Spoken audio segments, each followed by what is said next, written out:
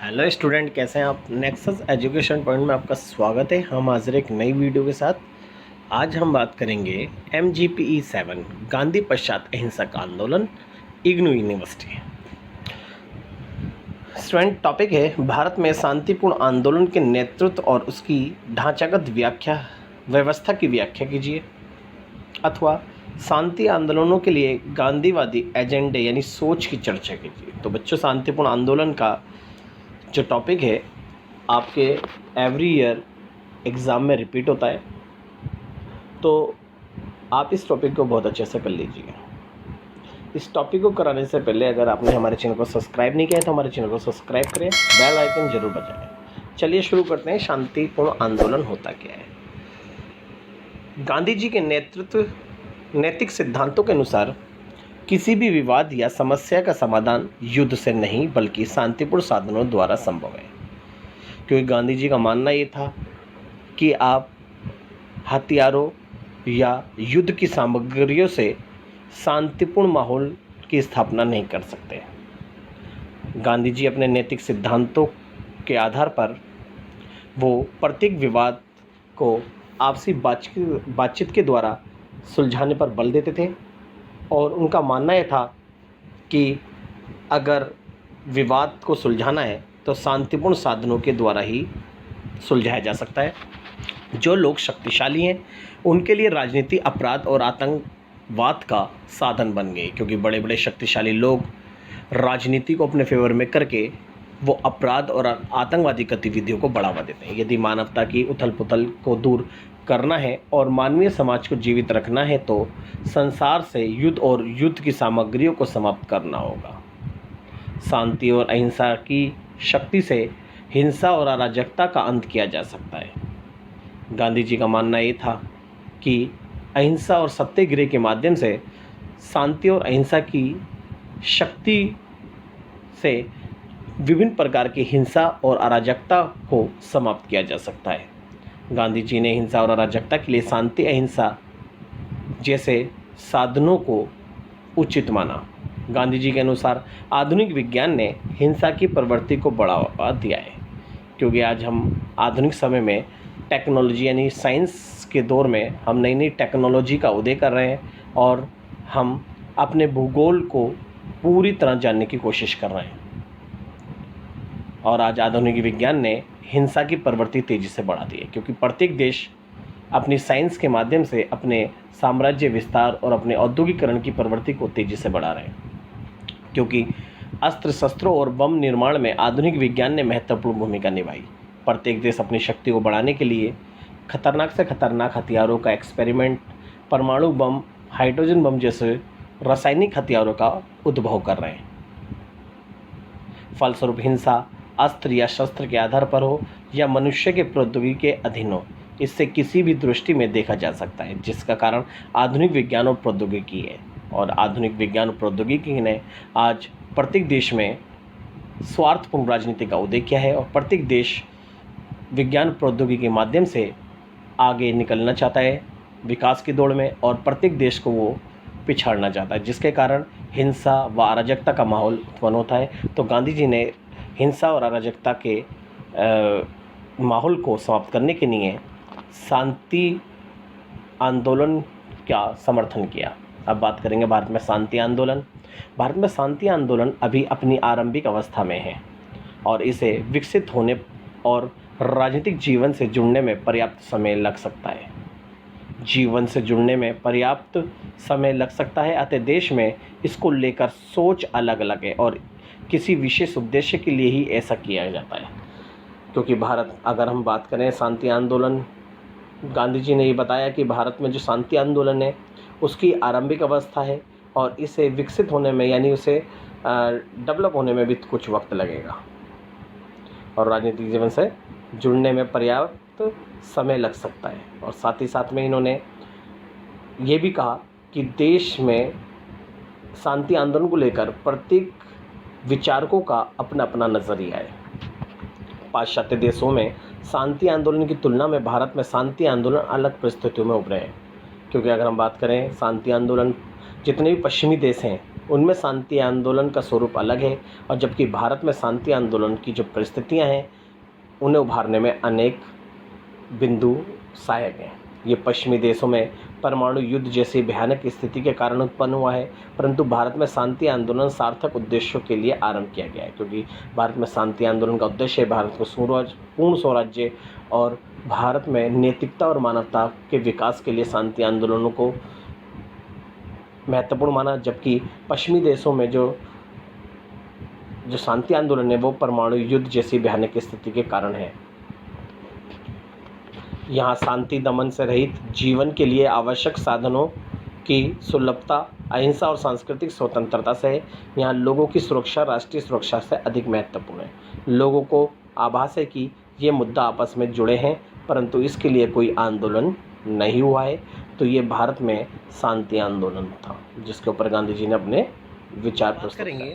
शांति आंदोलनों के लिए गांधीवादी एजेंडा, यानी शांति आंदोलन में गांधी जी की क्या सोच थी, चलिए देखते हैं।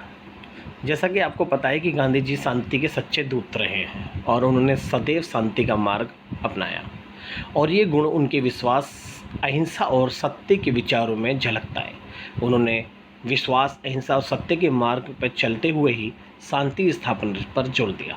उनके अनुसार शांति की संभावना में विश्वास न करना देवत्व में विश्वास करने जैसा है। शांति एक ही समय में राजनीतिक, सत्तामूलक और अस्तित्ववादी मुद्दा है। गांधी जी के अनुसार सही शांति आत्मा की शुद्धता, श्रम, धैर्य और संसाधनों द्वारा ही प्राप्त की जा सकती है। तो गांधी जी मानते थे कि अगर समाज में तुम्हें शांति की स्थापना करना है तो आपको अपनी आत्मा की शुद्धता यानी अपनी आत्मा को सही करना पड़ेगा, साथ ही साथ में श्रम और तुम्हें धैर्य और संसाधनों द्वारा ही प्राप्त किया जा सकता है। अनेक लोगों ने के इससे शामिल होने से शांति प्राप्त नहीं हो सकती। आप चाहे शांति स्थापना के लिए लोगों को इकट्ठा करो, लेकिन जब तक मनुष्य के मन शुद्ध नहीं होंगे, आत्मा शुद्ध नहीं होगी, श्रम यानी मेहनती नहीं होगा और धैर्य नहीं होगा, उसके अभाव में हम शांति स्थापना नहीं कर सकते। गांधीवादी दृष्टिकोण से आधुनिक आंदोलन सफल नहीं है। गांधीवादी एजेंडा में सर्वाधिक आवश्यक अहिंसा और असहयोग आंदोलन है, अतः शांति आंदोलन की स्थापना में निम्नलिखित बातों को अपनाना आवश्यक है। तो गांधी जी ने अपने एजेंडे में सबसे पहले अहिंसा को बताया कि अहिंसा के द्वारा ही आप शांति की स्थापना कर सकते हैं। इस मत के विचारकों का मानना है कि विश्व में शांति बनाए रखने के लिए अहिंसा की आवश्यकता है। शांति स्थापना के लिए हिंसा की आवश्यकता नहीं है, बिना हिंसा के भी शांति स्थापित की जा सकती है। वार्तालाप के द्वारा सबसे पहले विवादों को निपटाने का कार्य किया जाता है, जैसे कि भारत और पाकिस्तान के मध्य कई विवादों का निपटारा वार्ता द्वारा ही किया गया। 1972 का शिमला सम्मेलन उनमें से एक है। तो गांधी जी के अनुसार अहिंसा एक साधन है और सत्य साध्य है। इनके अनुसार अहिंसा के मार्ग पर चल के ही हम शांति स्थापित कर सकते हैं। तो ये पहली बात थी अहिंसा की। अब दूसरी बात है सत्याग्रह। तो गांधी जी ने शांति स्थापना, शांति आंदोलन के लिए सत्याग्रह को उचित माना। सत्याग्रह का अर्थ है सत्य के प्रति आग्रह करना। गांधी जी सत्य का साथ ना छोड़ने पर बल देते थे। इनका मानना था कि सत्य का साथ ना छोड़ते हुए संबंधों में रचनात्मक परिवर्तन लाना ही सत्याग्रह। ये परिवर्तन तनावपूर्ण स्थितियों में लाया जाता है। गांधी जी का सत्याग्रह एक आदर्श है जो एक क्रियाशील अवधारणा है। सही प्रकार के अन्याय, उत्पीड़न और शोषण के विरुद्ध आत्मबल का प्रयोग ही सत्याग्रह है, क्योंकि सत्याग्रह मनुष्य का जन्मसिद्ध अधिकार होता है। इसलिए सत्याग्रह के बल पर ही गांधी जी ने अंग्रेजों को भारत छोड़ने पर विवश किया। गांधी जी का ये विश्वास था कि कोई भी शासक कितना ही बड़ा अत्याचारी क्यों न हो, सत्याग्रह के सामने पराजित हो जाता है। सत्य पर डटे रहना ही सत्याग्रह का वास्तविक अर्थ है। गांधी जी द्वारा राजनीति की सबसे बड़ी देन सत्याग्रह है, और सत्याग्रह के मार्ग पर चलकर ही हम विश्व शांति आंदोलन को बढ़ावा दे सकते हैं। नेक्स्ट पॉइंट है अहिंसात्मक समाज। तो गांधी जी ने शांति आंदोलनों के लिए एक अहिंसात्मक समाज की स्थापना पर बल दिया। गांधी जी अहिंसा को एक सामाजिक गुण मानते हैं जिसे अन्य दूसरे गुणों की तरह बनाया है। अहिंसा को विस्तार राष्ट्रीय से अंतर्राष्ट्रीय स्तर पर किया जा सकता है। गांधी जी ने सत्य और अहिंसा के बीच एक अटूट संबंध स्थापित किया।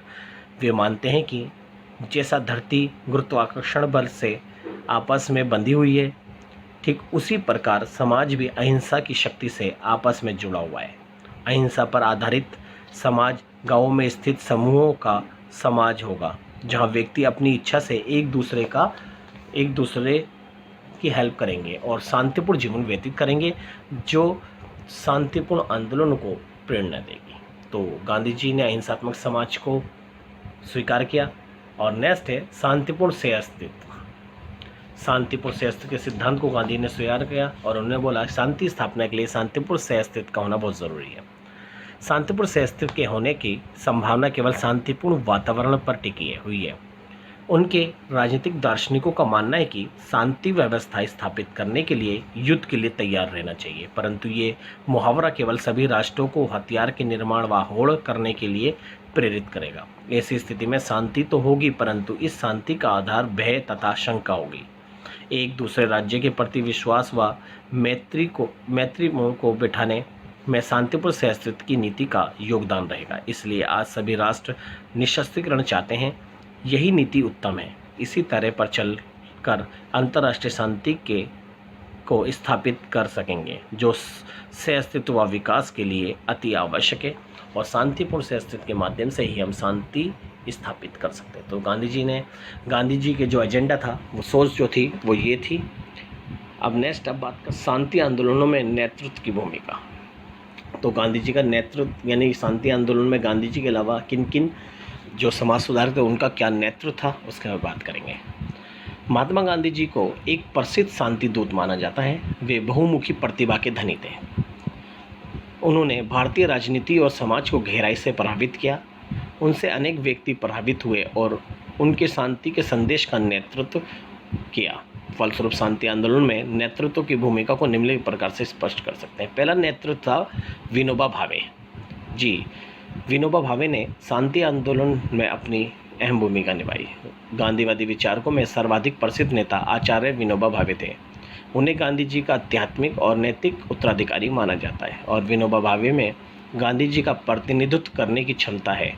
के.जी. मसरूवाला ने लिखा है कि हम जानते हैं कि विनोबा भावे ने शांति आंदोलन के सिद्धांत को सबसे अच्छा समझा है, इसलिए उनमें हमारा विश्वास सबसे अधिक है। विनोबा भावे के जो विचार थे शांति स्थापना में सहायक थे।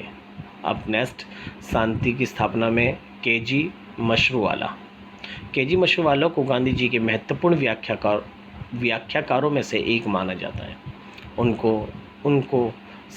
उनका संपर्क गांधी जी से उस समय हुआ जब वे दक्षिण अफ्रीका से भारत लौटे। गांधी जी में इनकी आध्यात्मिक श्रद्धा थी, इसलिए आश्वस्त होने पर भी उनकी मृत्यु के पश्चात भी उन्होंने साप्ताहिक पत्रिका हरिजन का संपादन किया। इसलिए गांधी जी ने वार्ता खुले रूप में करते थे और गांधी जी उनके विचारों का आदर करते थे। इस तरह से के.जी. मशरूवाला ने भी गांधी जी की विचारधारा को आगे तक बढ़ाया। नेक्स्ट है काका कालेकर का भी शांति आंदोलन में महत्वपूर्ण नेतृत्व था और वे गांधी जी सहयोगियों में से एक थे। वे प्रारंभ में शांति निकेतन में काम करते थे और बाद में गुजरात विद्यापीठ के प्रधानाचार्य बन गए और शांति आंदोलन के साथ रचनात्मक कार्यों में भी उनकी रुचि थी। इस तरह से उन्होंने गांधी जी की शांति आंदोलन को अपने विचारों के माध्यम से आगे बढ़ाया। नेक्स्ट है शंकरदेव भी गांधी जी के बहुत ही क्लोज थे। गांधी जी के समान ही में भी रचनात्मक कार्यकर्ता और राजनीतिक नेता थे, यानी गांधी जी के समान ही ये शंकरदेव जो थे वो राजनीतिक नेता थे, एक समाज सुधारक कार्यकर्ता भी थे। उन्होंने अखिल भारतीय कांग्रेस कमेटी में सचिव के पद पर भी काम किया। दादा धर्माधिकारी के समान उनका जीवन भी सर्वोदय आंदोलन के लिए समर्पित था, जिसमें उनकी विचारक के रूप में भूमिका रही और शंकरदेव के विचारों ने भी गांधी जी के शांतिवादी विचारों को आगे बढ़ाया। नेक्स्ट है जयप्रकाश नारायण की भूमिका। विनोबा भावे के पश्चात उनकी गणना श्रेष्ठ सर्वोदय नेताओं में की जाती है। 1934 ईस्वी में कांग्रेस समाजवादी पार्टी के संस्थापकों में प्रमुख नेता और आज़ादी के पश्चात नेहरू जी के बाद महत्वपूर्ण नेताओं में उनकी गणना होती है। और जयप्रकाश नारायण ने गांधी जी के विचारों को अपनाया।